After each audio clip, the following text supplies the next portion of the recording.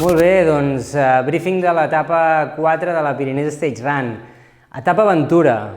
Què vol dir això? Doncs vol dir que aquesta etapa no estarà marcada. Vosaltres, com sabeu, en el reglament us obliga a tenir com a mínim un membre de l'equip, un rellotge GPS amb el track, doncs en aquesta etapa haurem de seguir el track. Sí que és veritat que també aquest tram de GR està molt ben senyalitzat, amb les línies vermelles i blanques típiques del GR, però haureu d'utilitzar sempre això. Potser teniu alguna petita ajuda en algun trencant, però no hi compteu, d'acord? Bé, doncs una etapa que és l'etapa més curta, 20 quilòmetres només, però 1.900 metres positius. Andorra no es regala cap quilòmetre ni cap metre.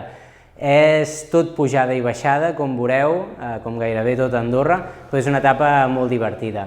Començarem ben d'hora pujant al Coll d'Ordino, amb un tram d'entre 4 i 5 quilòmetres i uns 800 metres positius. Allà tindreu el primer avituallament, d'acord? És una pujada que de seguida l'agafarem després de potser els primers 500 metres o un quilòmetre, ja començarem aquesta pujada directa. Es puja fàcil, però amb calma, d'acord?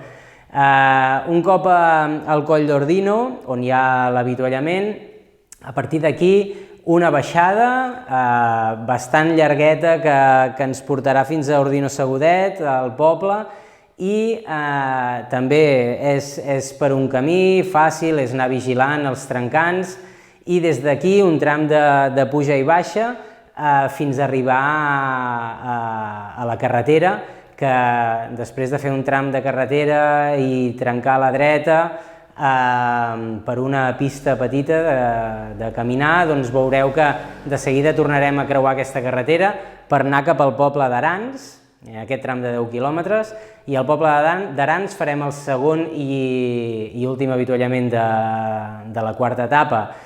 Una vegada a Arans ens queda la secció final, que té uns 800 metres més o menys de desnivell en uns gairebé 6 quilòmetres, on la meitat, amb 3 quilòmetres, pujarem al Coll de les Cases, una pujada bastant dura, però sobretot per aquestes alçades de l'etapa i de la cursa, però que la podreu fer bastant fàcil. I des d'allà, la baixada cap a Arinsal és complicada, és molt vertical, hi ha moltes arrels, hi ha pedra, és per mig de bosc, simplement vigilar, intentar acabar l'etapa sencers.